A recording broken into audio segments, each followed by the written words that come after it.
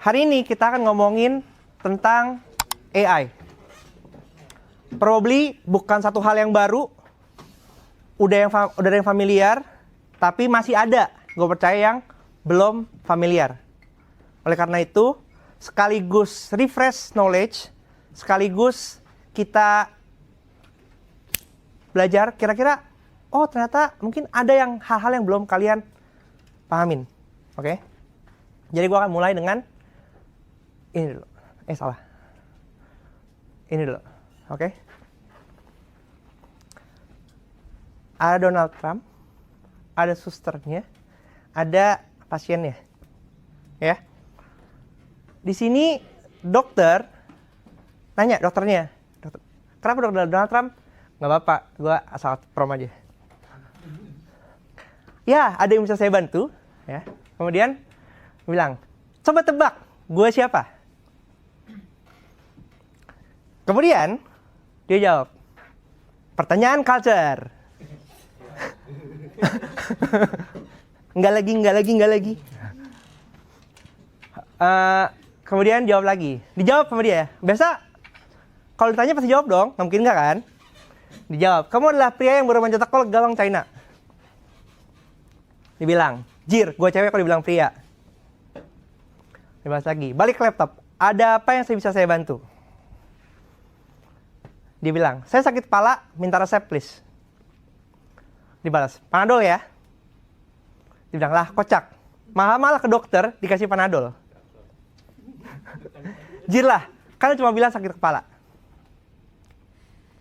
Fenomena ini just exactly gimana kita interaksi sama AI.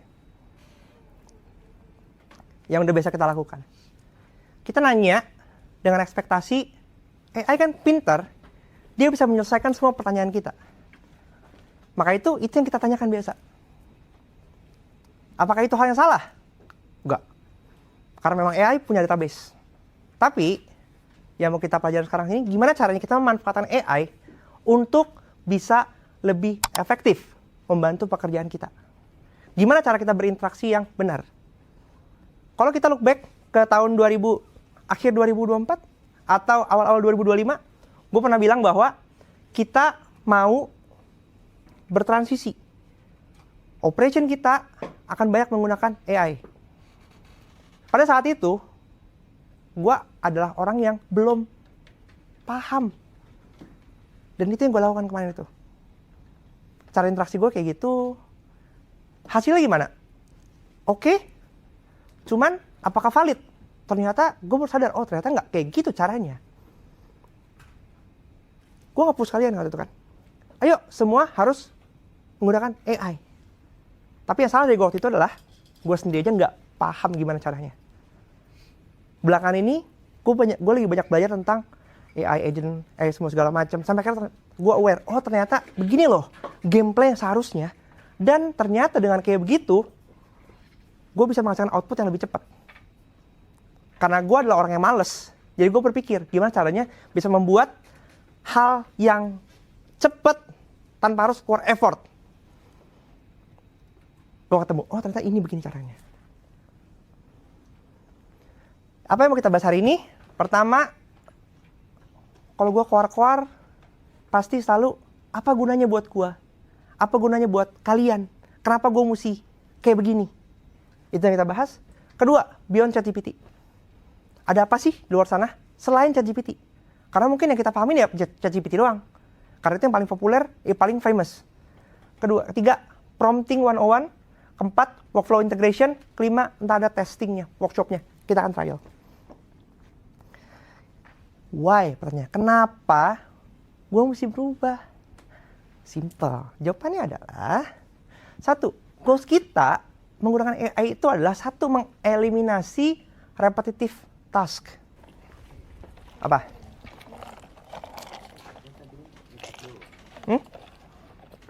Setiap kali pitching, setiap kali apapun itu, apa yang paling repetitif?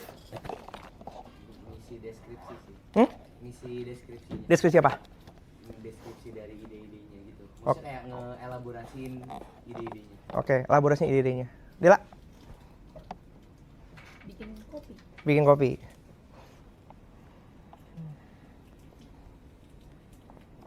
Zikri.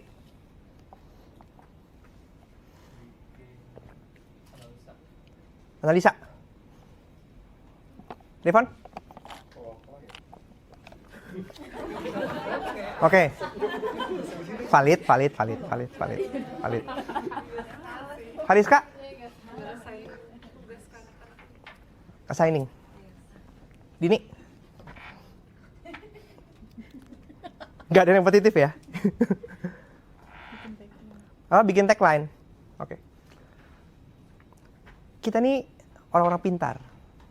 Kalau tidak pintar, tidak akan di sini. Ya. Bikin pitching proposal, apa yang bikin capek?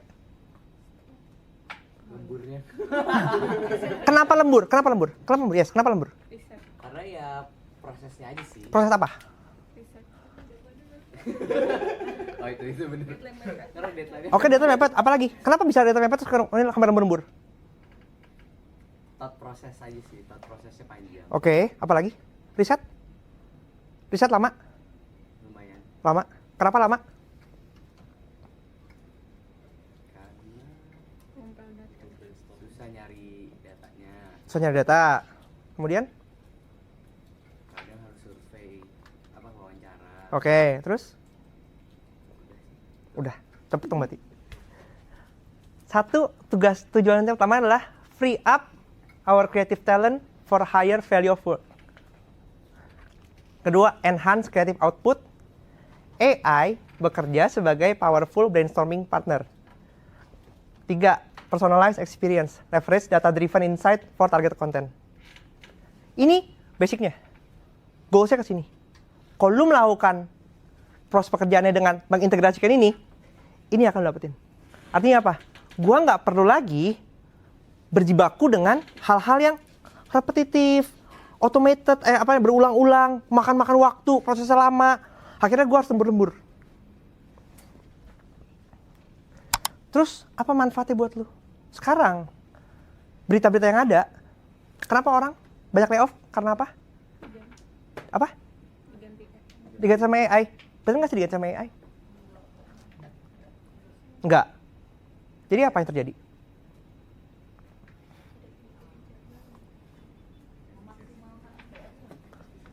Momentum aja gitu. Lagi rame layoff, ikutan. FOMO, kesempatan. Sekaligus efisiensi, ini realita ya. Juga efisiensi sekaligus transisi. Kemarin gue baca Microsoft bilang kok mereka nge-layoff tuh udah hal wajar. Setiap tahun pasti akan layoff itu puluh ribu. Kenapa? Karena diintroduce hal yang baru. Buat kita simple. Sekarang eranya cepat. Semua harus rapid. Ketika pekerjaan kita nggak bisa scalable, padahal udah ada teknologinya, lu akan diganti. Diganti karena apa? Mungkin karena bukan lu yang lelet, enggak. Tapi karena lu yang menyerah. Tapi karena AI, lu ngerasa kayak, oh ya, gua akan lebih safe. Kenapa Kodak, Nokia, BlackBerry, ya, aware? Oke. Aware ya? Oke. Umurnya masih segitu ya, masih nyampe ya? Oke. Takutnya nggak nyampe, anjir. Walkman. Kenapa sih mereka pada musnah? Bagus produknya? Bagus. Kok musnah? Karena mereka tidak beradaptasi. Karena mereka nggak mau agile. Karena mereka nggak mau terlalu believe sama yang gue lakukan ini bener kok. Ketika orang shift, orang rasa nikmatnya, pindah. The only way to survive is ikutin wave-nya mau kemana. Jangan dilawan. Artificial intelligence helps the company to humanize our employee. Jadi ini yang gue mikir, oh ini caranya gue minimal bisa berkontribusi buat lu lembur-lembur, ya kan? Oh gimana caranya nggak lembur ya? Shorten the process. Simplify the process. Butuh riset. Semua riset, bikin script, bikin headline, mikir, kepala semuanya gitu. Hey, lu udah punya tools yang bisa membantu lu untuk berpikir lebih cepat. One click away dia keluar output. Kenapa mesti mikir capek-capek lagi? Kenapa harus manual lagi? lu punya space waktu lebih banyak lagi yang bisa lu pikir buat hal-hal lain lagi. Nggak harus stuck dalam repetitive task. Menurut gue bodoh kalau orang masih demen melakukan hal-hal yang manual, maunya capek.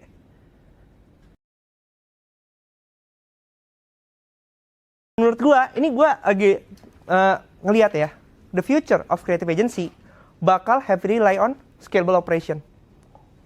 2024, 2003, gue ke belakang, gue selalu bilang gini, agency adalah bisnis modal nggak bisa scalable.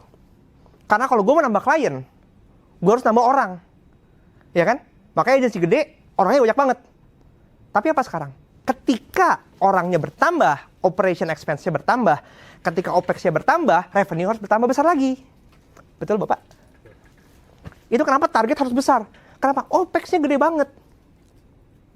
Tapi dengan ada teknologi, oh ternyata gue mikir, oh bisa loh kita scalable loh sekarang. Dengan apa? Memanfaatkan teknologi untuk bisa nge-scale up production-nya, output-nya. Valuing employee creativity. Kalau lu mikirnya untuk perintilan-perintilan terus, apakah kreativitas lo akan terbuka? Tidak. Karena yang untuk melakukan hal-hal yang basic aja udah makan waktu. Mau gimana bisa kebuka lagi, Mat? Pikirannya. Karena udah occupied. AI as creative catalyst generate multiple creative variation quickly. Bikin 5 desain ya. Ya, satu desainnya 20 menit. 20 menit kali 5 carousel, 100 menit, 2 jam habis. Sedangkan dalam sekarang, kita harus banyak A/B testing. A/B testing, gimana cara scale up-nya? Gen AI. Lebih cepat. Scalable. Performance based. Agency sekarang, di value apa sekarang? By output. Next. Klien nanya, ya budget saya terbatas, gimana ya? Ya kalau kita kurangin output, nanti nggak achieve. Budgetnya tipis. Kalau kurangin harga, kita yang boncos. Terus gimana dong? Budgetnya habis, nggak cukup. Semua akan geser ke performance base. Yang di value bukan lagi outputnya, tapi gimana lu ngasih certainty. Ini gue hinting. Next kita akan geser ke sini. Performance base. Apa yang lo lakukan, itu udah punya certainty-nya. Pak, kamu punya budget berapa? 400 juta. Oke, 400 juta. Tapi kalau gue spend, dapatnya apa? Ya, awareness, Pak. 1 juta impressions. Buat apa impression? Gue gak makan impression. Yang gue butuh bisnis. Klien ngomong gitu kan? Kalau lu kasih 400 juta, dari 400 juta gue akan ngasih lu 100 leads. Dari 100 leads, drop down 50 poin customer baru. Sekali purchasing power, average purchasing power berapa? 2 juta. 50 kali 2 juta. Bisa balik modal nggak dia? Bisa balik modal. Hitung-hitung dia masuk. Deal. Fokusnya bukan lagi ke output, tapi performance. Pelan-pelan kita akan geser ke sana. Kemudian, stay agile and continuously iterate. Menurut gue ini yang akan terjadi. Ketika kita menggunakan teknologi, kita punya waktu untuk belajar lagi. Dan terus kita akan belajar. Prompting itu bukan hal yang sulit. Prompting adalah soal bagaimana mentranslate apa yang ada di kepala kita menjadi verbal atau enggak kata-kata. Jadi yang hidupnya gagu bakal kesulitan buat prompting. Karena it's about communication. Kalau lu nggak bisa mengkomunikasikan apa yang di kepala lu, dia nggak akan survive. Yang gagu, bingung kan mau ngomong apa ya, kayak banyak banget di kepalanya gitu ya. Tapi it's all about delivering. Lu tahu nih, di kepala lu pinter ya. Tapi kalau lu nggak bisa menyampaikan, sama aja bohong. Prompting is about that. Hitung-hitungan, cost benefit-nya. Ternyata dengan menggunakan AI itu bisa nge-reduce 20-28% operation total. Ya. Kemudian untuk dokumen review, cut time 80%, 90% cut cost. Cut time 80%, valid gak? Alif valid gak? Valid? Valid. Bacain hatu-hatu jurnal, riset untuk cari scrolling, klik, link, bacain hatu-hatu, mana datanya nggak ada ya? AI, tik, keluar. Kenapa mesti cari hatu-hatu lagi? Semuanya udah disodorin buat tek. Kenapa mesti riset manual lagi? 90% cut cost. Ketika time-nya bisa diefisiensikan, cost-nya bahkan diefisiensikan. Error rate 1%, automation. Prompting lu bener, error rate dikit. Manual, labor 20%. Meeting, bikin MOM, ada yang miss, ada yang miss, ada yang miss. Ya, poin penting itu kenapa nggak kecatat? Sama AI, kumpulin, summarize, gak ada yang skip, semuanya ada.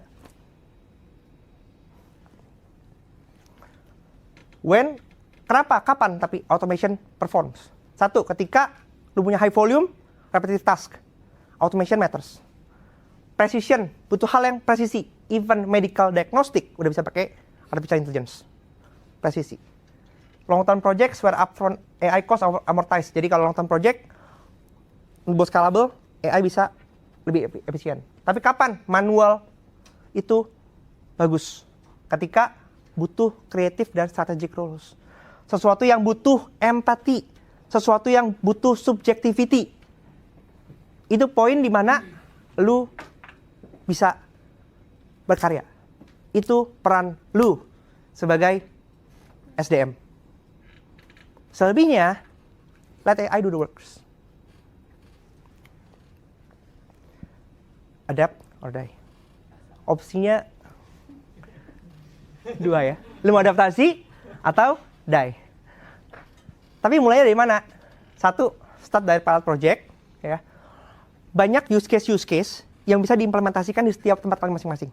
Start small, dan tugas leaders-nya untuk bisa melakukan itu. Ini akan jalan scalable ya. Mulai dari hari ini, sampai onwards, sampai Q4, banyak hal yang akan di-develop.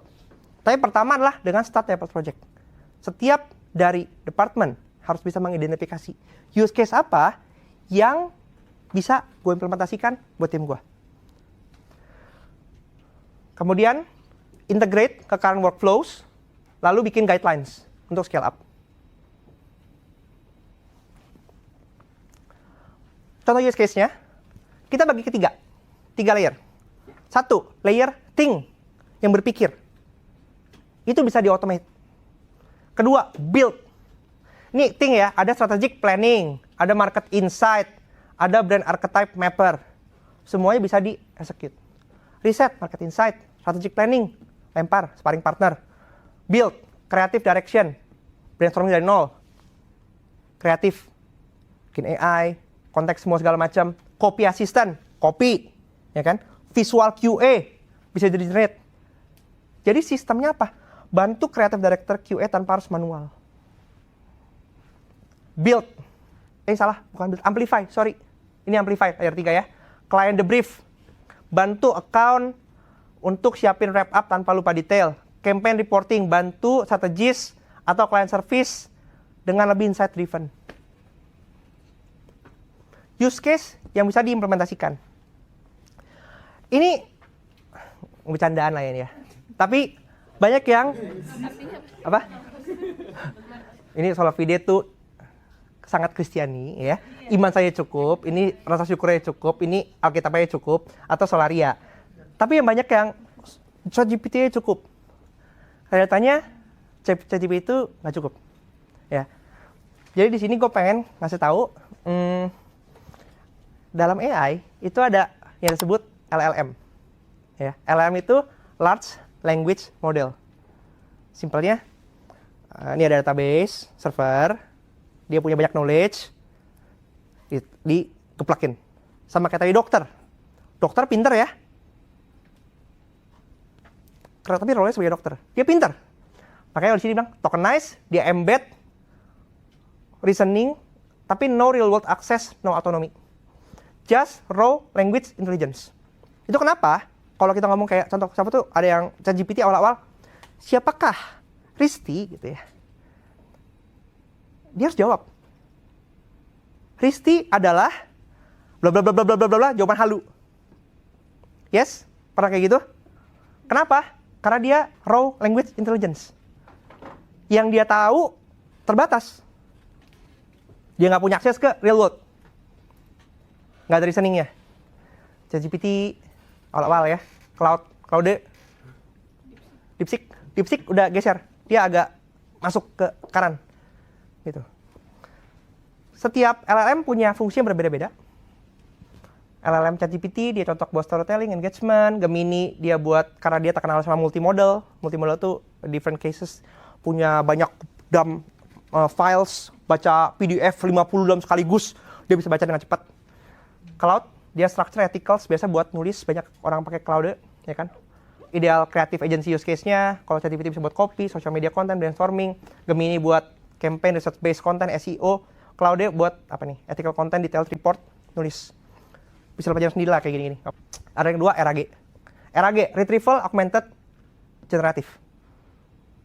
Dia yang connect sama real world. Contoh kasusnya apa? Perplexity. Ada yang pakai Perplexity? Perplexity? Minggu lalu. Iya, minggu lalu ya, baru pakai ya. Ada yang pakai Perplexity? Tidak? Ah, welcome to Perplexity. Perplexity is the new Google Search. Ada ads-nya, campaign ads mereka pakai siapa namanya? Ikonnya Squid Game. Ya, dia lari, benar-benar dia nembak ke Google, benar-benar ngecekin Google. Karena Perplexity works just like Google. Dia search engine, dia crawling, tapi dia memanfaatkan seluruh apa yang ada resource di internet, dikumpulin, di summarize. Jadi kalau tadi kalian mikir, oh riset, lama bikin riset. Lu prompt ke Perplexity, dia akan ngasih summarize-nya dari multi sources. Apakah lu perlu validasi lagi? Tidak. Karena semuanya dikasih quotes-nya masing-masing. Oh ini sumber dari sini, dia nge-quote dari sini, nge-quote dari sini, nge-quote dari sini, di summarize rapi. Kalau tadi LLM ini sifatnya dia no real world access, makanya dia bisa hallucinate. Karena keterbatasan infonya dia. Tapi kalau RAG, Perplexity, Notebook LM, dia menggunakan real data, real world, real time. Jadi possibility dia halu nggak mungkin. Karena dia summarize. Kemudian ada next dia AI agent. AI agent itu apa? Kalau dia manggil, hey William kerjain ini, gue kerjain. Hey ini kerjain, ini kerjain. AI agent itu udah sedikit lebih advance.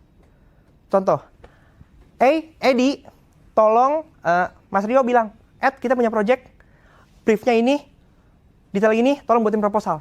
Edi terima brief, Edi akan koordinasi sama timnya. Wah ini butuh ke Liv, tolong buatin riset di sini. Bintang, tolong bikin creative direction-nya. Dini siapin kopinya. Nanti Zikri siapin datanya.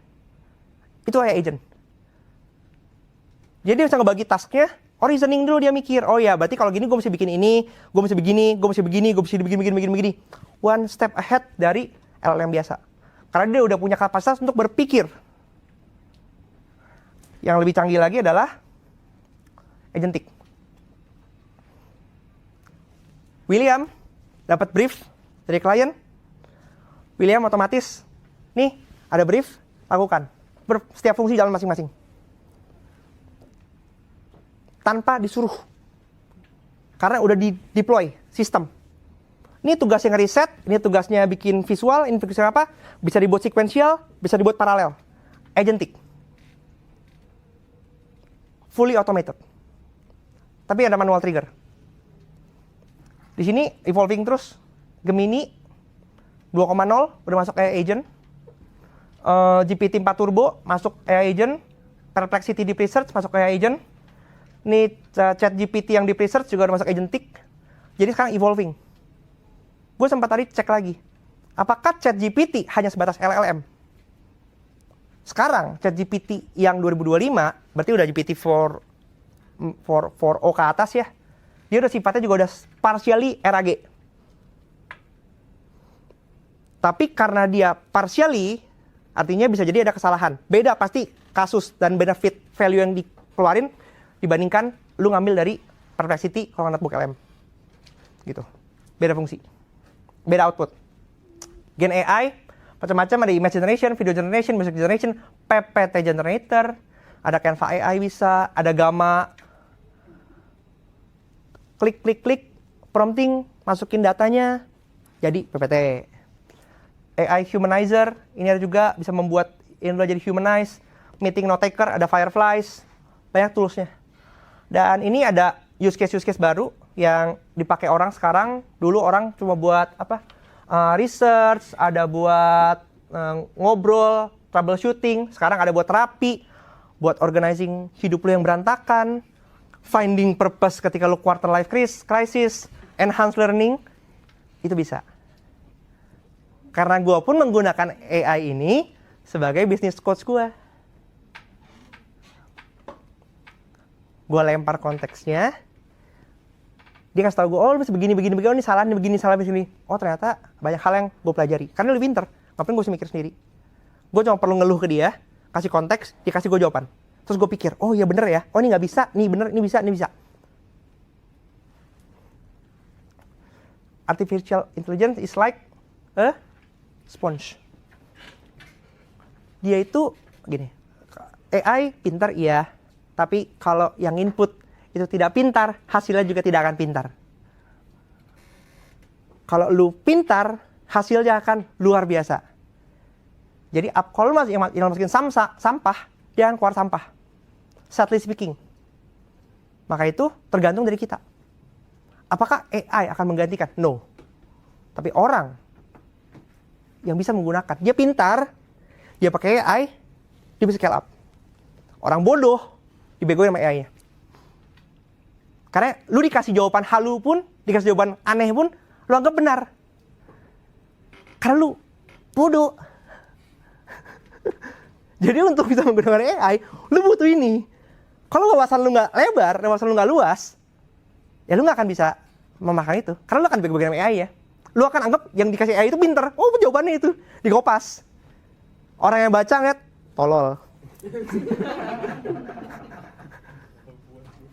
Tapi kalau lu pinter, lu tahu bakal ngapa-ngapain.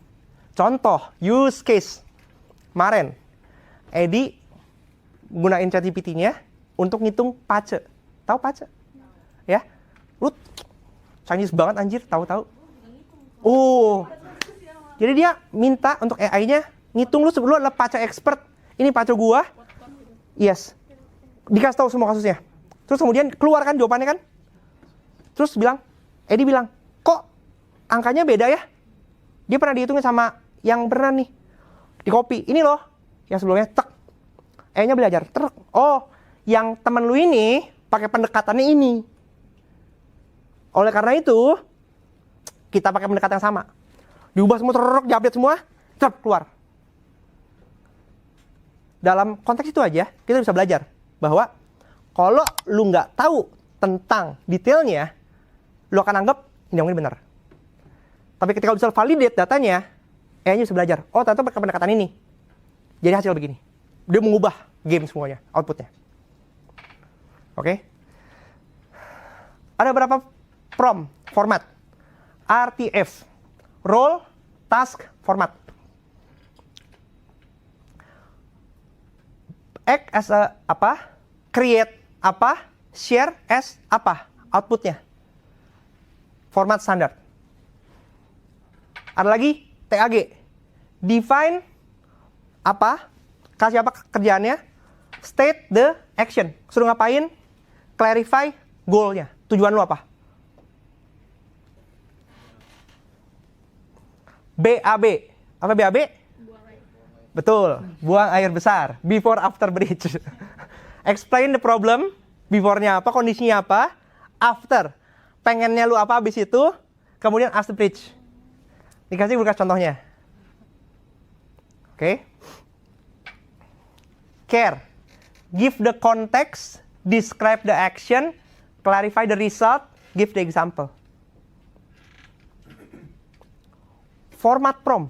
Kalau dilihat-lihat, rata-rata mirip. Kita punya benang merah kok. Ada lagi nih. Rise, specify the role, describe the input, ask for steps, describe the expectation. Ask for steps itu apa? Lu bisa kok set bilang gini. Gue minta lu begini, ini harus lakukan. Pertama lu buat ini dulu, kemudian setelah ini, setelah ini, setelah ini. Itu yang kemarin gue lakukan juga. Gue mau lu, dia ngasih gue banyak input, misalnya kayak dikasih, oh lu bisa bikin A, bikin B, bikin C, bikin D, bikin B. Baik banget kan, A, B, C, D nih. Oke, gue bilang, prompt gue adalah, gue mau kita bahas ini satu persatu, dari topik 1, topik 2, topik 3, topik 4, tapi nggak ada di skip. Tapi sebelum gue ngomong, oke, next ke topik selanjutnya, kita akan bahasnya sampai tuntas. Itu yang gue infokan ke GPT-nya. Jadi kita ngatur dia, supaya dia tahu apa yang mesti dilakukan. Jadi kalau ditarik konklusinya, 1, role. Pertama, lu harus define dulu role-nya. Kalau lu role-nya nggak lu define, dia akan ngaco. Dia akan open spesifik. Karena dia pintar. Tapi dia perlu dipanggil. Gue pengen butuh lu dari sisi lu sebagai HR. Lu sebagai social media strategist. Lu sebagai project manager. Lu sebagai video producer. Lu sebagai scriptwriter. Lu sebagai dokter. Lu sebagai dokter cinta gue. Itu bisa lu panggil. Jadi lu memposisikan LLM lu sebagai apapun, itu bisa. Lu adalah orang tua gue. Gue punya kasus ribut sama orang tua gue, begini. Gimana caranya gue bisa meyakinkan orang tua gue untuk gue begini. Role, konteks, input, framework. Lu bisa drop di sini, konteksnya apa, kondisinya apa, konteks input framework ini apa sih? Biasa hasil riset kita, hipotesa kita, kalau kita punya framework, kita lempar ke sini. Gue mau lu bikin script ini dengan framework AIDA. Lu harus specify nanti outputnya per script itu bagian-bagian mana aja. Output, task. Apa yang lu expect? Hasilkan, buatkan gua 50 pages ebook. Dengan apa. Format. Dan kalau lu punya format spesifik, lu kasih sampel ke dia. Ini yang gue maksud sebagai lu paham. Sehingga apa? Outputnya akan ngikutin ke sini referensi dia. Jadi dari format tadi, prompt format tadi itu, sebenarnya kuncinya ini, role, konteks, output, example. Cukup. Jadi setiap kali lu nge-prompt, make sure ini ada. Initial prompt. Baru selebihnya lu bisa ngomong kayak biasa. Tapi ini initial prompt-nya yang akan membantu lu, GPT lu bisa menghasilkan, LLM lu bisa menghasilkan konteks yang tepat.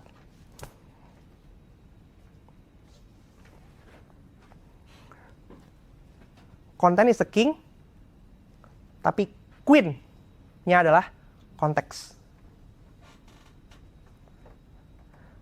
Ini pro tip buat humanize LLM lu. Lu bisa bilang write like a human, keep it professional, but still conversational. Apa itu? Lu bisa ngomong. Lu bisa ngerespon gua, tapi gua nggak mau lu iya doang jadi yes man. Lu bisa ubah, lu bisa argue dengan apapun itu yang gua sampaikan, tapi jangan ribut, jangan malah berantem sama gua gitu. Karena argumen lu itu bisa mendukung dan mempertajam statement. Bisa tulis di sini. Biasa kalau di GPT atau di Perplexity gitu, ada namanya customize GPT-nya. Lu bisa input ini untuk bisa nge-profiling GPT-nya. Atau enggak, dalam prompt lu juga bisa masuk ke sini. Dalam konteks format. Lanjut, apa itu notebook LM? GPT udah biasa, Gemini udah biasa, Perplexity sesimpel Google search, crawling, anything, jalanin, free. Perplexity. Cuman kemarin Zikri bilang, ini gue cuma bisa 3 kali nih, matiin pro search-nya. Pro search itu lengkap, deep research, dia bisa banyak segala macam. Tapi itu dikasih limit 3 kredit. Sehari. Kayaknya, ya kan? Ya sehari kayaknya. Jadi matiinnya kredit. Matiin pro search-nya. Apa itu notebook LM? Notebook LM ini tools Google. Fungsinya sama kayak Perplexity. Fungsinya sebagai research assistant. Tapi kalau Perplexity, kita itu nyari crawling, internet ngasih kita. Notebook LM, kita bisa memanfaatkan ini dari tiga bagian di sini. Yang pertama, dia adalah source. Lu bisa dump apapun, semua materi-materi yang lu punya, semua hal-hal yang punya, ke sini. Ada chat tempat lu prompt, ini akan outputnya ke sini buat di save. Bedanya sama GPT, dia punya memori untuk nge-save. Notebook LM tidak. Apapun yang prompt di sini, dia akan hilang. Jadi, apa yang di sini, dia nanti ada munculnya save to note, pindahin ke sini supaya ke save di sini. Di sini ada macam-macam. Di sini kalau misalnya ada study guide, ada briefing document, timeline, FAQ. One click away, generate dokumen buat lo. Ini bisa diakses di tempat kalian, notebook LM, ya. Kita bongkar satu-satu. Di sini, lu bisa lempar PDF. Anak account ngasih lu brief, lu lempar. Klien ngasih unwizing dokumen, lempar. Lu punya jurnal, lempar. Lu punya framework, lempar. Ada video YouTube, lempar. Masukin semua di sini. Ada Discover di sini. Discover ini fungsinya apa? Sama kayak Perplexity. Untuk nge-crawling data-data pendukung. Dia akan cari top keywords, top powerful konten yang ada di Google. Dia akan rekomendasi ke lu, mau itu jurnal, mau itu berita, mau apa. Dia akan sini, lu masukin juga sebagai data pendukung. Biasa gue gunakan itu sebagai framework. Nanti gue kasih contoh use case-nya gimana. Semuanya lu jam ke sini. Lu punya notes catatan sendiri, lempar. Di sini ada copy text, lempar juga semua. Lempar semua barang-barangnya. Di sini tinggal urusan tolong summary-in semuanya. Jadi apa? Lu punya YouTube video 1 jam. Gua nggak punya waktu nih buat nonton, ya. Lu dump ke sini, masuk ke sini, add YouTube, transkripin video ini, keluar, lengkap transkripnya. Apa yang diomongin? Tolong kasih gua key points dari video ini apa? Tak. Jadi secepat itu. Lu malas baca buku, ya, e-book. Lu lempar ke sini. Nanti di sini ada namanya mind map. Lu klik mind map, dia kasih bongkarin semua mind map.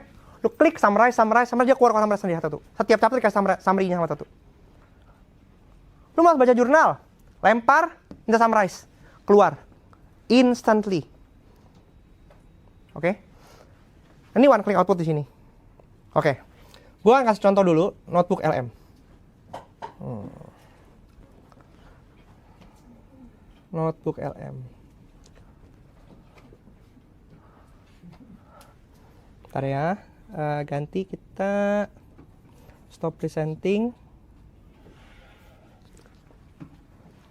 Bentar, mana sih gua?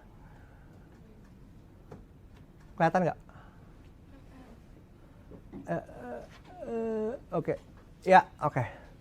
Ini yang gua lakukan. Bentar, tunggu. Jadi dia tuh banyak di sini.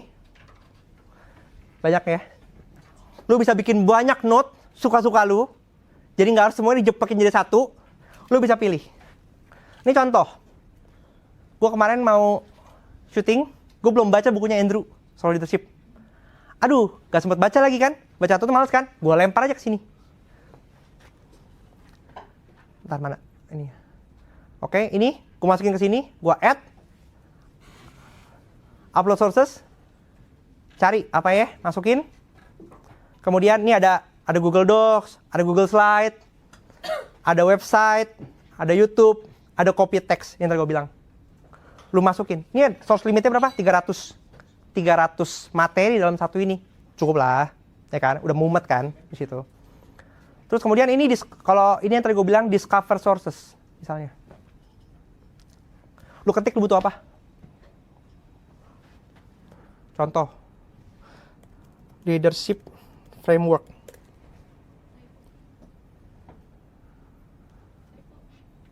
Bentar.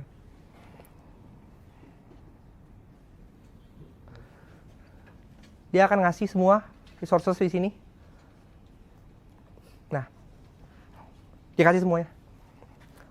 Lu tinggal pilih mana yang mau, mana yang enggak.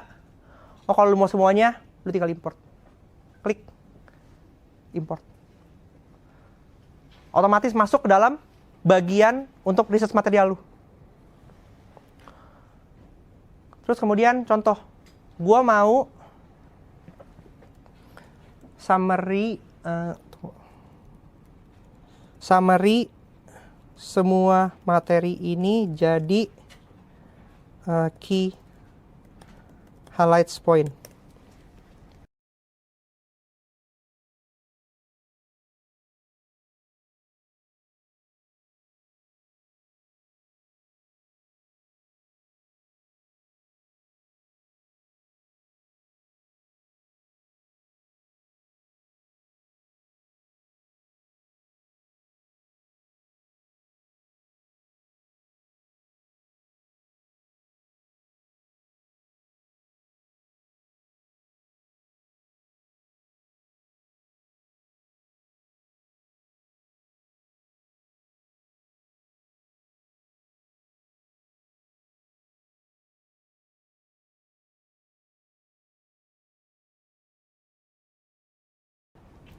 Dikasih ya, key highlights ya.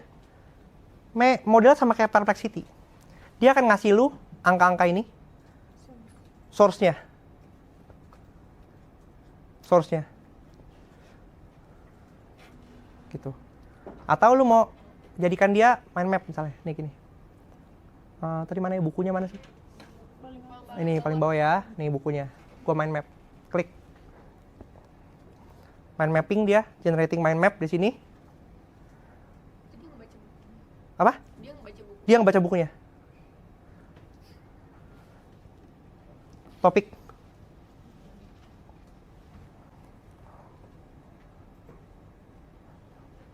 Dikasih. Klik di sini.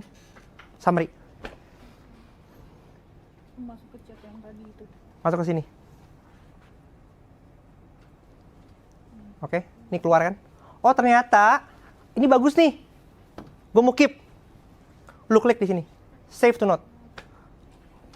Kalau nggak bisa dia hilang. Ya, Ulang lagi. betul.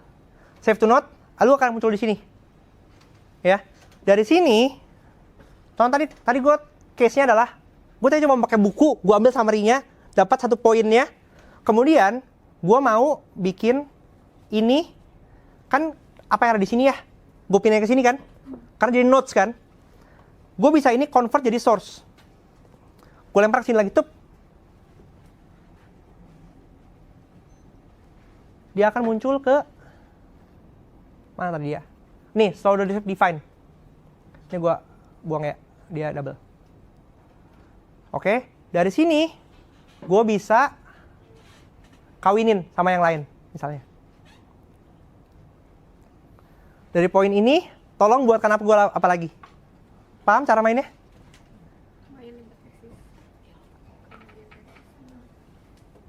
Kadang-kadang lu riset, dapat poin menarik nih. Dapat. Oh, gue dapat makanan baru. Makanan baru ini mau gue kawinin lagi dengan framework apa misalnya? Bisa. Ya. Contoh lain. Ini yang gue lakukan kemarin itu dengan kemarin ada Mayapada Eye Center. Mayapada Eye Center, kemarin itu gue masukin briefnya ya. Creative brief mana ya? Creative brief. Mana sih? Oh, ini Mayapada nih. Nih, yang ini. Yang Mayapada ini. Ini dari kliennya. Gue masukin ke sini. Terus kemudian, yang gue lakukan apa? Gue pengen tahu persepsi orang terhadap klinik di Indonesia itu seperti apa. Ini akhirnya gue tambah di sini. Gue pakai Discover. Gue tulis di sini. Persepsi klinik di Indonesia oleh masyarakatnya. Submit. Dia keluar di sini semua resources-nya. Ini yang gue kawinin. Nih. Opini publik, pelayanan kesehatan, media tempat pelayanan publik yang memiliki apa semua segala macam, keluar di sini semua. Kemudian, ya udah, gue panggil dia. Ini keluar. Jadi gue kawinin antara briefnya dengan sedikit hal yang mau gue tahu, dapat sini. Dia kasih lu summary semuanya. Terus kemudian apa? Lu bisa minta dia strateginya apa, komen apa, semua segala macam dikumpulin satu. Dari sini, ini adalah materi yang akan nanti lu gunakan untuk lempar ke LLM. mau itu Gemini, mau itu GPT, mau itu Claude.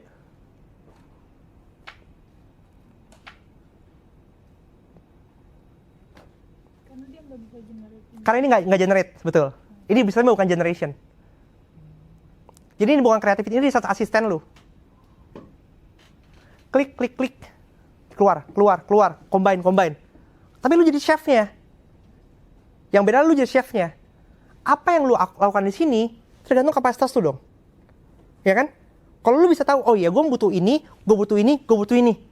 Evan gak akan pusing-pusing lagi cari di Google hatu-hatu, bacaan hatu-hatu. Bisa, gila. Kalau ini, lu tinggal discover, lu kasih gue pengen apa. Dia akan kasih lu feeding. Sama halnya ketika account mau bikin dapat brief, briefnya ya begini akan kalian lakukan di briefnya. Bukan dari apa yang disambangin sama klien doang. Karena lu mesti mikir dong, gue mau offer apa sih ke klien gue? Sampai gue minta kreatif untuk bikinin. Gitu. Jadi ini bukan soal di sini doang nih timnya yang bikin. Account paling penting.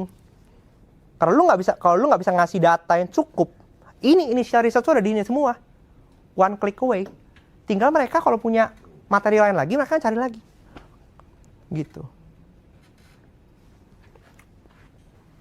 Itu yang lakukan. Kemudian apa lagi ya, tunggu bentar. Mana sih? Ya. Ini satu, itu contoh ya. Kemudian ini tadi kita tadi udah ini hasil meeting tadi. Ini hasil meeting tadi. Rekam pakai Fireflies, dapat transkripnya. Transkripnya gua copy, gua lempar ke notebook LM, copy teks tadi, gua klik, buatin jadi MOM. Minutes of meeting yang ada key points-nya dan juga next action plan-nya apa. Dikasih lengkap semuanya. Dari obrolan yang panjang itu. Nggak perlu mikir, one click away. Atau sesimpel, lu bisa klik, di sini ada briefing document. Briefing document. Dia akan compile semua materi yang lu kasih informasinya menjadi briefing document. Atau di sini ada study guide, bisa dibuat juga. FAQ, dia akan bisa dari informasi yang ini, kira-kira FAQ-nya apa, langsung jadi. Atau timeline, dia akan buat secara chronological. Misalnya lu mau cari kayak history dari Indonesia, lempar dia timeline, lempar ke sini, dijadiin satu chronological. Tanggal kapan dia begini, tanggal ini kapan begini, by ini. Jadi sifat ini apa? Research assistant.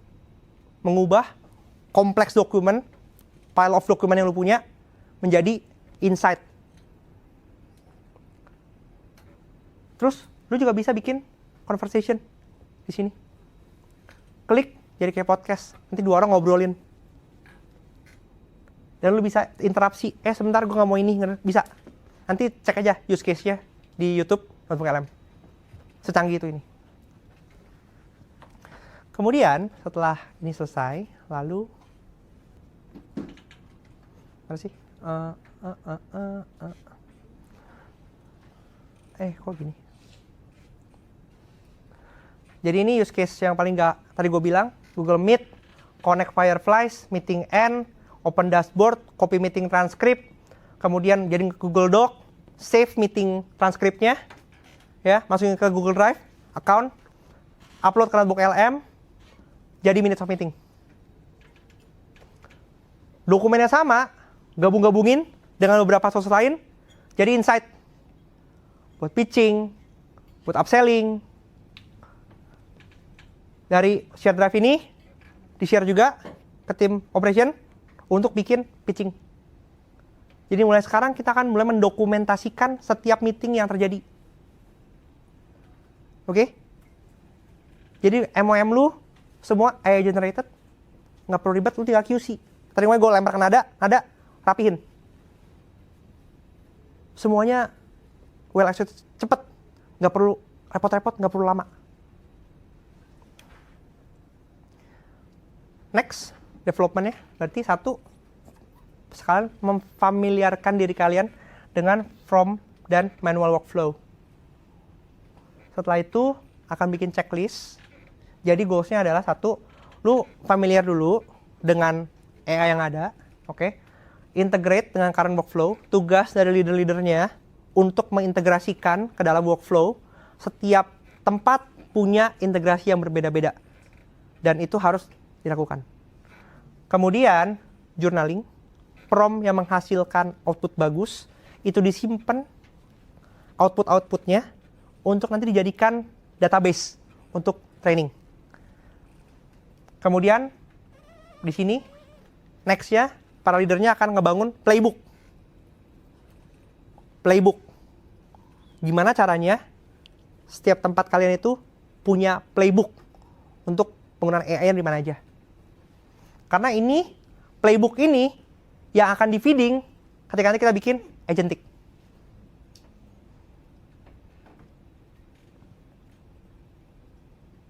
Kita akan bikin agentic.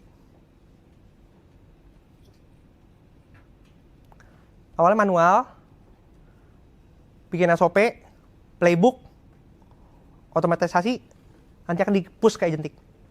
Karena kalau workflow SOP-nya belum jelas, nggak akan bisa bikin agentic. Contoh, gimana sih agentic? Simple. Crawling semua yang ada di LinkedIn, levelnya apa, perusahaannya apa, posisinya apa, dia kan cold DM semua. Auto cold DM. Yang direspon, responnya oke, baru di follow up manusia. Itu bisa dilakukan.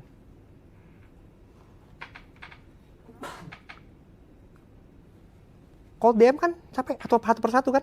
Sekarang bisa di-automate. Yang responnya oke, baru di follow up manusia.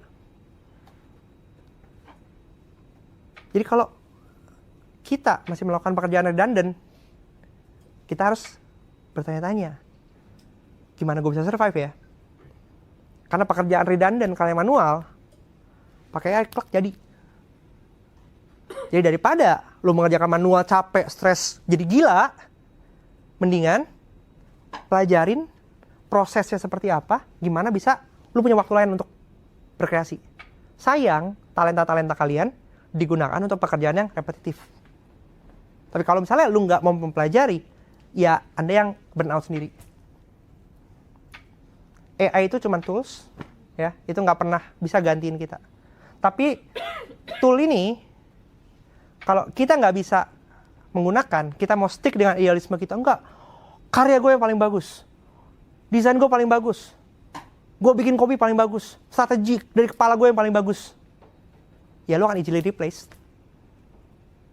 Kenapa lu harus mikir capek-capek?